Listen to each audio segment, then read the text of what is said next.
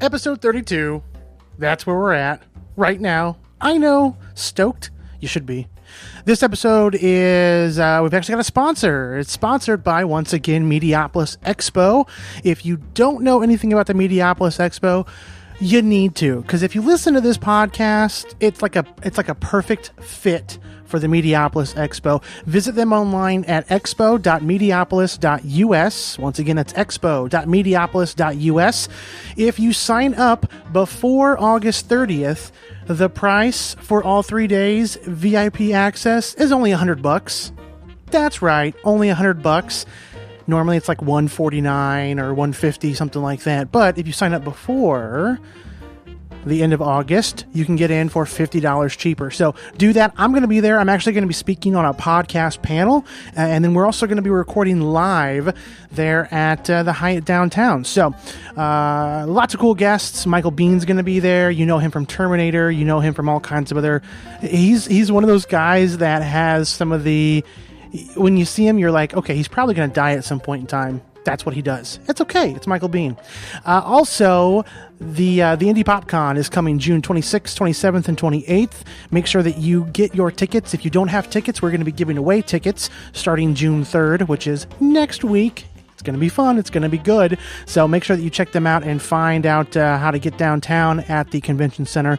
My book of the week this week is a classic, but it's a good one. It is Kingdom Come. It's one of the books that I read semi early on in my comic reading years, but it came out in '96, I believe, through DC Comics, and it was written by Mark Waid, and all the artwork was done from Alex Ross.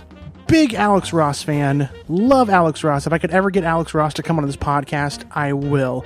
But Mark Waid and Alex Ross took that under their wings and made something really, really incredible. So, episode 32 is Mess Bucket Comics with our buddy Dominic. We sat down via Google Hangouts and did our darndest to get some good recording. Enjoy.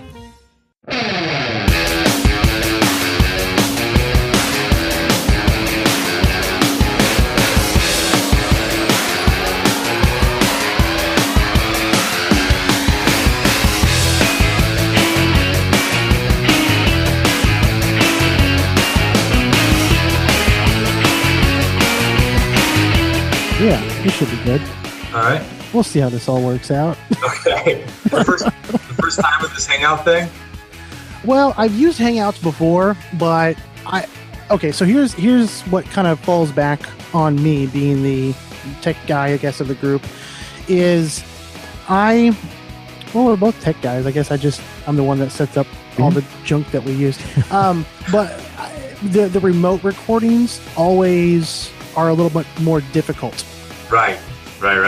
And I'm trying to figure out a good way of getting some sort of a decent quality audio podcast. And I've used Skype a couple different times. We've used it for a couple different, and I don't know, it's got to be something I'm doing wrong, because I've used it 2 times the exact same way, and one time it worked flawlessly, and the next time it did not work flawlessly at all. So I'm doing something wrong, and I really want to know what I'm doing wrong, and I don't know what I'm doing wrong. So I've done 2 Skype ones, and every time I did it, it was like a news report where like they didn't hear me for 5 seconds, you know. Oh. So I don't know. I don't know if it's what you're doing wrong. I'm surprised you had it work well once. Well, I'm hoping that this Hangout on air works for this purpose, because we are broadcasting live right now. So if there was anybody that knew about what we were doing, and Tony and I have talked about this in the past, we're like, hey, have you ever thought about, like, let's just do this live and see what kind of viewership we get? But with Hangouts on air, you basically stream on YouTube, and you can send out like for your website, you could actually put a link on there, and you could get a YouTube embed code and throw something on there that says, hey, I'm going to be doing a live show, this upcoming Thursday at 7:00 with the guys from Geek Stuff Off the Cuff. Come and watch. And instead of having them leave your website or having them trying to find it on YouTube or whatnot, you could just dedicate a page on your website, and then it's just going to show that live event. and then when it's over, it'll be able to rebroadcast it. So I've been researching this for a while now. I want to use it for a few other purposes. The only thing that I don't like about it is that it relies on the internet, which means that I have to pray that it doesn't go down ever, which is a big prayer. Well, fucking figure it out. That's right. Just figure it out. Oh my goodness. So anyway, how you been, buddy? Excellent. I'm excited for the show this weekend. It's going to be great. Where are you going to be at? Motor City Comic Con. It's in Novi, Michigan. Novi. I'm going Detroit. I'm going up close to Detroit next weekend. Oh, yeah? Yeah, I'm going to be up there for a wedding. So I just got done with a final planning meeting with the bride and groom, and Gotcha. I'm going to be heading up there next Friday and then coming back the Sunday following that. So, but Where at? anyway, I know it's close to. I don't want to say exactly where it's at because it's at their parents' house. So I don't want to give away too much information. Yeah, what address? Yeah. 742 Evergreen Terrace, Springfield, Michigan. Ask for the Simpsons. Yeah. That's all that I would need. I know that it is. It's right off one of the lakes. That really doesn't help. There's like a few bigger sized lakes up there. You know what I'm talking about. Oh shoot! It's on the shore. Listen, it's in Michigan. I think we've established it's in Michigan. It's somewhere in here. Yeah, show me on the hand where it is. Yeah. Oh my goodness. Well, for those that don't know who you are, why don't you introduce yourself? Let everybody know and the quick synopsis of who you are, what you do, and we'll have some fun. Yeah. My name is Dominic Riggio, and I'm the writer and creator and editor of the Arcane Awakening graphic novel trilogy and the owner of Mess Bucket Comics. And I started the company in 2012 as a way to distribute my graphic novel trilogy. And I've been going to conventions in the Midwest area since 2012. Cool. Where are you originally from, Dominic? Royal. Okay, Yeah. so you're up there in the Michigan area. Cool. Yeah, suburban Detroit. Where on the hand are you from, huh? Enough with the hand thing.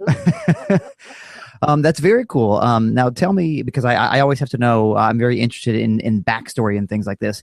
With Mess Bucket, that's a great name for a comic company. I got to know a little bit of the backstory, though. Yeah, well, there was a hockey player. I'm a hockey fan. I still play. And if you remember Mark Messier, sure.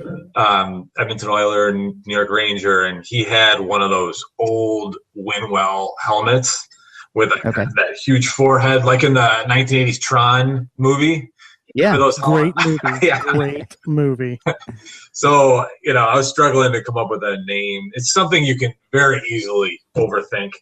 And I was just playing drop-in hockey somewhere, and somebody's like, hey, look at that guy's Mess Bucket out there. And it was such obscure hockey lingo that I'd never heard of it. Mess was Messier's nickname, and bucket is the lingo for helmet. So I was like, what the hell's that Mess Bucket? He's like, yeah, that's like Messier's old bucket out there. Oh my, that's it. I'm going with that. Mess Bucket Comics. I heard when he took off the helmet, he could barely even skate. Like it was all his power was derived from the helmet. So I'm amazing. I was trying to piggyback off that. It's kind of like Magneto with his helmet. Yeah. Every good guy needs a helmet. Every needs a hockey playing villain. Absolutely. Yeah. Do you still play hockey? Yeah. You still play hockey? Yeah. Yep. I play in a league around here.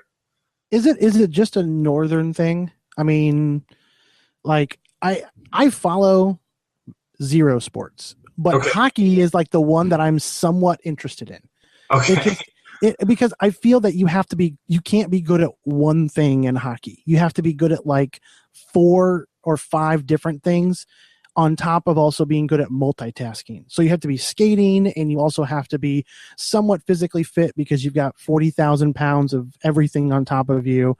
And then you have to carry a stick and be able to finesse that like a baton of some sort, and then a tiny little black puck that you throw on, and then you have to do this all on ice. Absolutely. Yeah, I mean, there's Suck it, Michael Jordan. You don't know what the heck you're doing.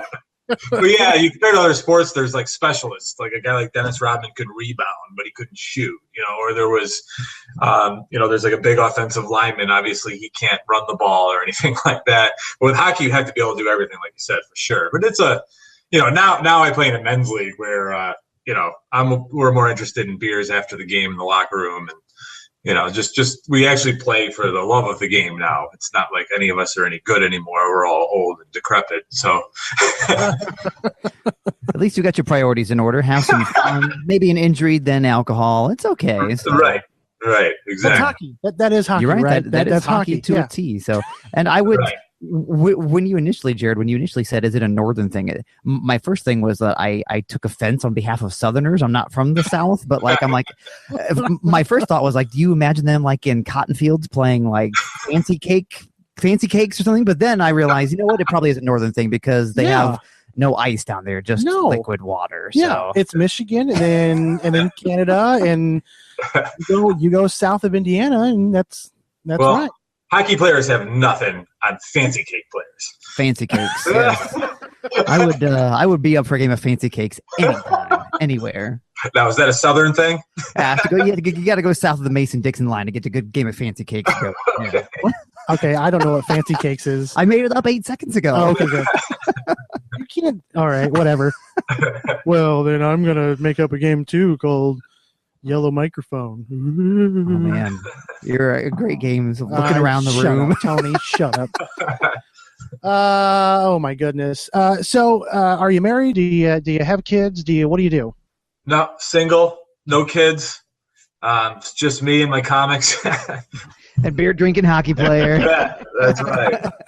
Living the dream. There you go. Mom, get the meatloaf. I know, like we're like here, like chuckling, and we're like, and secretly we're like, God, you got the life. I feel bad for you, and I just got a text from my wife that my son's throwing up. So I'm like, well, yeah, Michigan sounds pretty good right now. Here, Michigan. So let's jump over to the book for a little bit. What kind of inspired you? I know that's kind of the most generic, gray question that anybody could really start with. But it's why did you do it? Yeah, why did you create what you created? No, I mean it feel like, are you more of a writer or an artist at the true center of who you are? I just say I'm more of a writer. My inspiration was basically, I would whine and complain about movies and books and stuff, and like, why didn't they do this? Like a lot of us do, And my friends would be like, well, why don't you write it if you're such an expert? Why don't you do it? So I looked at the situation. I'm like, okay, I can do this. I wrote a movie script on, having exactly what I wanted, and I realized if I don't have money and name it actors attached to it, it's going to sit on my computer and do nothing. And as I went over it, I'm like, this would be a really great comic book. So I broke it down and adapted it to a comic book, and I put out the first issue. And basically what I wanted to do was, I felt like in comics, there's certain things you expect with each character or storyline or anything. Like with Batman, you expect brooding and all the darkness that comes with that, and then maybe something like Deadpool, you expect the humor. I wanted everything in the book. I didn't want just one way, and people expect what they expect. People say my books are kind of like Guardians of the Galaxy meets like a Frank Miller kind of thing. Yeah. So that's what I just wanted, everything that I liked. I wanted to cherry pick everything that I liked and put it into one story, because I wrote the story that basically I didn't think was out there. Very cool. Did you do the artwork as well? No, I'm not that talented. I wish I would have saved a lot of money, but no. I was looking through one of the books that you had sent, and I was like, dang, I don't know why I didn't look to see if it was done by the same guy or not, but I was like, this is legit art. I mean, the story is legit as well. I like that it's a detailed story arc, and I like that the art matches the story really, really well. And you had mentioned Frank Miller earlier on. There were several frames in that first book that you could see almost that Sin City feel type of a thing going on with side shots and whatnot. And I don't know. I haven't gotten into the second book yet, but through the first book, it was solid for me. Yeah, it was a great choice on the style. And I don't know if you worked with your artist who is Jacob Crippen. Is that right? Correct. That's for book one. Yeah. Okay, gotcha. Yeah, because I mean, especially in book one, as I was kind of flipping through, it definitely has that. Like Jared said, that kind of stylized. I love some of those kind of big splash pages, and when you got to kind of see, like even in the opening, kind of seeing like that little wasteland area, it looked very stylized, and I think it was a good choice, whether done intentionally or for budget purposes, to do it in black and white. I think it was a good call because right. I think it looks cool in that style, even though there are some colored stuff there on the website. Obviously, I think the black and white style added exactly. So no, I mean it looked great. So how much input did you have with Jacob? I'm always interested in kind of how that collaboration works too, and an artist, does the artist kind of bring it to life and say, this is what I have? Do you as the writer say, this is exactly what I want, make it happen? Like how did that process work for you too? Yeah, I was hands-on, but I also gave him a lot of leeway to take creative direction the way he wanted. Both, I had different artists for book 2, and then book 3, which is coming out soon. They seem to be happy with the creative freedom that they had. The way I look at it, I want to go from A to B, and if you've got a way to go there, it doesn't have to be exactly how I drew it out. I'm not going to be a dictator about the whole thing because I want the artist to feel like it's their book too. And if the artist is all about the book, it's going to come through in the artwork. They're going to enjoy it. If they feel like they're just working, and at McDonald's and like, here's your order, whatever, like it's going to come through and the book is going to suffer ultimately. And, right. And I'm not going to be happy with it. So I gave them, there was like a lot of things that those artists came up with that I wouldn't have on my own. And had I not given them that freedom, it wouldn't have been as good as it was. I think of, writers are idea guys, and many artists are like, they just want direction and then they can go from there. But they, and there were some panels in there that they came up with, and I was like, wow, that's so much better than what I had. I had this vision of a hot dog, roller skating, of shut up, Tony. That's quite a vision. I don't say anything. I could feel it from your eyes, Tony. Tonight. This is why we don't broadcast live via video. Yeah, apparently I shoot daggers at you the entire time. So. Have you always wanted to be a writer, or is that just something that you're like, okay, I got to do it? If my friends are gonna, tell me I should do it, then I'm gonna do it. I had all these ideas, and people said I was creative, and I started doing a little bit of writing just to screw around in college, and people seemed to really like it, and I didn't really act on it until years later, and I just started writing these things down and learned how to write a movie script, and old story. I've written other things about my high school experience and playing junior hockey and stuff like that, and people just said, you need to just write this down. You have to do it. And so I kind of knew I wanted to be in entertainment, and I knew I had these ideas. I wasn't sure because I didn't go to school for writing or anything like that. I kind of learned on the fly, but I just really, really enjoy it. And the coolest part about the comics is having an idea in your head, giving it to someone, and then moments later it comes to life on a page. And it's, shit got real. It's legit. You got to feel legit when that happens. Yeah, it's a great the same way with podcasts. I mean, you have an idea of I want to do a show about X, Y, or Z, and then all of a sudden you just sit down, and then I think the difficult part in creating anything is just the doing it part. It's I have all these ideas, I have these things that I would like to see come to life, but then it doesn't happen until you do it. And then when you do it, you're like, holy crap, I just did that. And that just happened. Yeah, this is all really happening right now. It's right. That's a great feeling. That's a great feeling.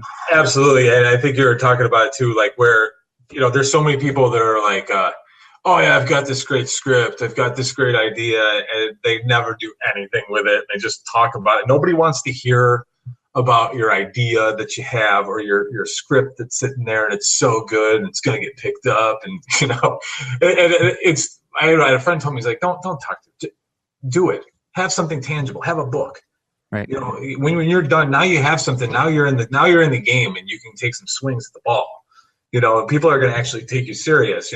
It's like if some kid's like, well, I haven't gone to school for it, but I'd really like to be a doctor. No, Sounds like fun. Yeah. Go to school and do it. So right. 99% of people don't actually get to the finish line and even make an attempt at it. They just try it. So that was a lot of people said you've already, just by having a book and doing it, you're ahead of the game.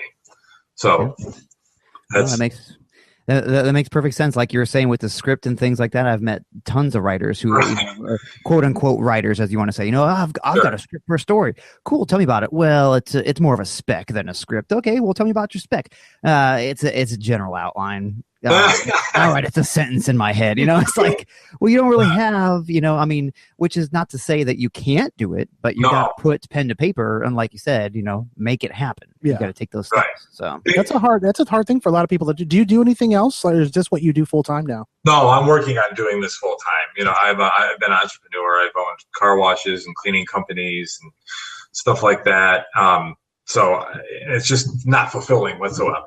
I clean somebody's car, whoop-de-doo.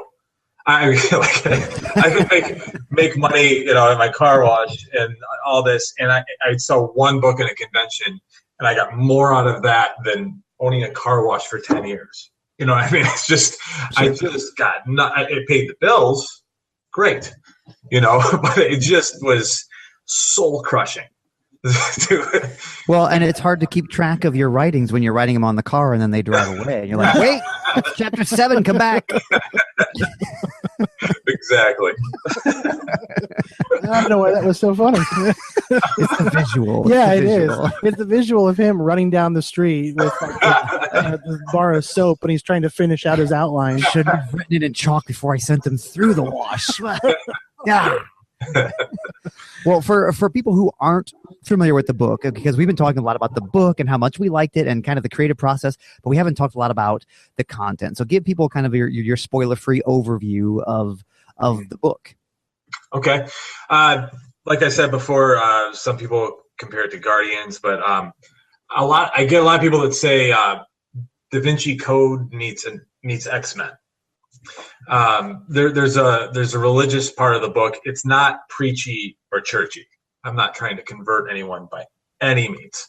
But all the characters in the book are Nephilim. Everybody pronounces it different. They're human angel hybrids. So every major character, with the Blight, the bad guys, and the Ministry of the good guys, are descendants of a famous human and an angel. So, for example, one of the popular good guys, his name is Mojo. He's a descendant of Archangel Zachiel, the angel of benevolence, and Jim Morrison. So he drinks whiskey and speaks in all Doors lyrics. So, nice. It's just, he's an unlikely hero. And I just thought the idea of Jim Morrison going to heaven was funny enough. But, if you think about it, he was poetic and he moved, he was kind of angelic and, he wasn't all terrible. But, and then I have a huge demon statue at my table of the character Ravager. He's a cannibal. As he eats people, he turns into a demon. The more he eats, the bigger and stronger he gets. Uh-huh. So there's a good guy group and a bad guy group. One last battle between heaven and hell. Winner takes earth. So that's that same old story. Right? I kind of took the Bible's apocalypse story, which I went to 12 years of Catholic school, and it's funny when you go to a Catholic school, you have Algebra 1, Algebra 2, and you have English 1, English 2. You get a new book every year, but when you go to religion class, it's the same freaking book every year. So there's only so many times you can hear these stories, and I did nothing for me except for the Bible apocalypse story. All of a sudden, all this moral code and just, it didn't. same thing over and over. Then all of a sudden there's this vivid description of the end of times and hellfire and brimstone and the 4 horsemen come to earth and this final battle. Like, holy cow! Wait! I just woke up. What did I miss here? It's got real, yeah. Yeah. So I always thought that was really cool, but in the Bible, there's no ending to it really. It's interpretation at best. So I kind of took my spin on it and put an ending to that. The Bible, the ultimate cliffhanger. Right. Why I sold so many copies. Yeah, that's right. Bestseller. Not many people read that last line, to be continued, Right. dot, Yeah. right at the very, very end of Revelations. Lord willing, we'll all meet again in the Bible 2. Satan Strikes Back. Oh my goodness. So you were saying earlier, you had mentioned script writing. Now, were you writing scripts for motion pictures, television series, or just pretty much anything that would possibly work for your script?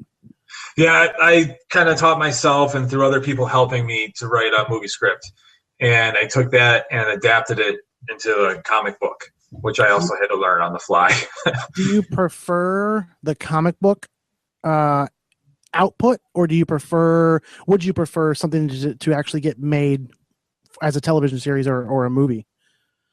In the sense of, like, once you create whatever you're creating, once you've created your script and your storyboard, if you had the preference of either saying, I want this to become a major motion picture, a television series, or a comic book, do you have a preference? Well, I mean, I love comic books. Now that I know how to do that, there's something different when you watch a movie or a TV show.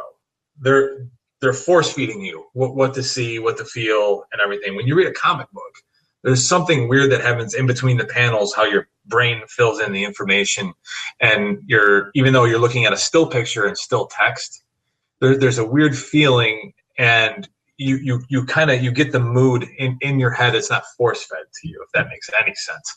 And I love that cool feeling. I think that's why we all really like comic books, because you can get lost in it. Different than a novel also. That's why I like comics. Like when it's a good comic, that's what happens. But now that I know how to do that, like if I'm a fan of anything, like if there was a Green Arrow movie, for example, we'd have an hour and a half of entertainment. That's great. But when you have a TV series, you have an hour every week. If you're a big Green Arrow fan, let's say. So now you have 12 hours of entertainment versus an hour and a half. So to me, I would much rather have a TV series. There's more time for character development. There's more time to take your time and actually tell your story, as opposed to a movie where a lot of times, even if it's 2 hours, it can feel rushed. So to answer your question, I would rather have a TV series. No. Yeah. That's fair. And you heard it here live. Movies are dead. Movies are dead. Movies suck. Yeah, they're not going to make any. Have you seen Avengers yet? I haven't seen it yet. No, I'm planning on seeing it tomorrow. Oh man, we could have just rolled this right over to an Age of Ultron conversation. It's pretty good. It's if somebody comes to me with a movie deal, I'm probably going to tell them no. We will pay you $2 million for your script. No, Sorry. we're going to make this into a comic book. Don't. I already declared on a podcast once that movies are dead, so no. Sorry. And I didn't even declare it. Somebody else declared it, but I'm just going to go ahead and roll with it. How old are you? 37. 37. Okay, so you're kind of a child of the 80s. Yeah. Would you say was there anything from your childhood that kind of sparked, aside from the school and aside from the apocalyptic approach of Catholic school for 12 years, was there anything that like any cartoons, anything like I'm looking at your website right now, and I'm looking at the demonic blight kind of overview, and the main symbol, every time that I glance over at it, I see G.I. Joe. Oh, really? I saw Thundercats. Oh, Thundercats. Yeah. Oh, that's a solid one. But I for some reason see G.I. Joe. Is there any? Do you have subconsciously or even consciously any of that coming through into your books? Like what like from the 80s? Anything that inspired me? That yeah, I mean, a lot of the visuals, and maybe this might be a question more for the artist, but I'm thinking that the artist is taking a lot of his cues from how you're describing how these characters are to a certain degree. But as you were building the characters, did you reference? I know that you like for one of them, you kind of smashed together Jim Morrison and the Angel or the Archangel. Thank you. Yeah. Did you venture out from just mainstream actors, musicians? Did you go into any realm of your childhood, cartoon world or anything like that might have bled over a little bit? Yeah, a little bit. I've always been. Even my mom thought it was weird that I was cheering for the bad guys. Like I wanted Darth Vader to win. Like I just wouldn't. I didn't like it. Yeah, I guess debatable. Like I didn't. All the kids liked Luke, and they're like, "I'm Luke Skywalker," and I was like, "I'm Darth Vader." Like I just thought it was cool, but like even like Darth Vader, like I like the true heel, the true bad guy, like the Emperor. Like he is the personification of evil and manipulation and everything. Because Darth Vader had a babyface turn. Like he ended up like turning on. He wasn't evil all through and through. Like I just love those absolutely no question about it bad guys. And like for that symbol, actually, I remember I was like I always thought it was cool how Star Wars like they had symbols like for the Alliance or the Rebels and the Empire. For their own, almost like a sports team kind of thing. You have like a symbol and you're like the unity and everything. So I wanted those two factions to also have symbols. And I've heard Thundercats a lot for the Blight. But, it's the snake, like the snake with the Garden of Eden with Lucifer. And so it kind of played off that. Yeah. I like it. Yeah. I thought I've always, I was a fan of the X-Men. I like how the teams go at it because you can have different matchups. It's not Batman versus Joker 10,000 times. And I know he has bunch of different villains, but there's still always Batman. Like I feel like even though he's a fantastic character and he's been around for 75 years and just doesn't seem to get old, I just feel like if you have a team, you can kind of take the focus off and move it around so it stays fresh. I always like that. Did you ever watch Constantine when it was on television last year? Yeah, I saw it 4 or 5 episodes. What did you think? Because Constantine's premise is very not identical, but similar in the sense of the angelic versus the demonic. That whole I don't want to use the word spiritual, but I am going to use it. That spiritual battle that happens in the physical form. Thoughts? Yeah, I thought they did a pretty good job with it. I was surprised but not surprised that it was canceled. I kind of want to see it go on. I do enjoy the good versus evil thing. I think that's something that's cool, and it just makes you think that it's possible that is actually happening, behind closed doors. Maybe, even though it's a little ridiculous at times to think that there's a big fire battle on top of a building somewhere and nobody realizes there's all this noise. You can have a party with the music turned up a little bit and they'll call the cops on you, but demons and angels can be slaying each other on a building and nobody's calling the cops. But no, I did. I enjoy Constantine. I do like that element of that show. Very cool. Very, very cool. Any big plans for the new books coming out? Any spoilers? You want to give away anything that's coming around the corner? I will always ask for a spoiler, Tony. I will always ask for a spoiler. Do you like spoilies? I like spoilies. Yeah, it's like it's a moist towelette for my brain. You need to have more fancy cakes. Calm that down. What is this fancy cake that you talk about? We're gonna with the notes from the show: fancy cakes and moist towelettes. Yeah. I'm halfway through book 3. It's the Arcane Awakening trilogy. It's kind of, I'm calling it the introduction trilogy. So I think we just each book has been 52 pages, and I think we just passed page 26 this week. Book 2 and 3 is illustrated by Keith Gratchow, really talented artist from Toronto. He did work with Disney and Play Along Toys. Yeah, I'm really excited. It's going to come to a head in this one, and it's going to be a lot.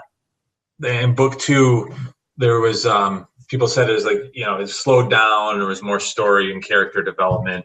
1 was kind of like a Tarantino, throw 10,000 things at you at once and kind of figure it out. But book 3 is going to be action. The final fight's very epic. It's almost like a quarter of the book, I want to say. Nice. So, yeah. Nice. Sounds cool. Well, I think we're going to wrap up for today. Yeah, what did you have? Before we go, we want to make sure that everybody knows how they can get this stuff. That's what that was my segue. Was before whatever. we end. You're still on moist towelettes and whatever. So fancy. We were lost control. Before we spiral completely out of control. Go ahead and tell the good folks, Dominic, where they can find before we started recording. Well, you can find me on brazzers.com. No, okay. Fancy cakes. Yes. Our everything merchandise and books can be purchased at messbucketcomics.com. MESS, like make a mess, bucketcomics.com. We have a pretty good social media presence on Facebook. We have the Arcane Awakening fan page and the Mess Bucket Comics page, where every week we post pictures of hot chicks holding the book. I get real creepy and I take pictures of girls at conventions holding the book, and people seem to like it. And we're also on Twitter and Instagram at Mess Bucket Comic. I'm hoping to be at Indiana Comic Con next year and Wizard World, Indianapolis, and also I'm going to try and get into GemCon. Oh wow! Very cool. If you haven't yet, you should reach out to Indie PopCon as a local creator. That would probably be a really good fit for you. Oh yeah. Okay. Yeah, I was going to go this year, but there's a new show in Grand Rapids on the other side of the hand there. it's the same weekend, but I definitely want to go to that. I think I went to Indy like 3 times this year. Very it was cool. Great. Yeah, I went to the Red Garter there. Good times. Brazzers. Excuse me, ladies. Can you hold this comic book while I take a few photos? Extra. Well, thank you, my friend, for taking some time out of your busy night and sitting down and chatting with us for a little while. I encourage everybody to check out the website, messbucketcomics.com. Find them online, find them on social media. And, thanks again, buddy. Thank you. I appreciate it. Thanks for having me on. You're welcome. Tony? Good night. Cheers.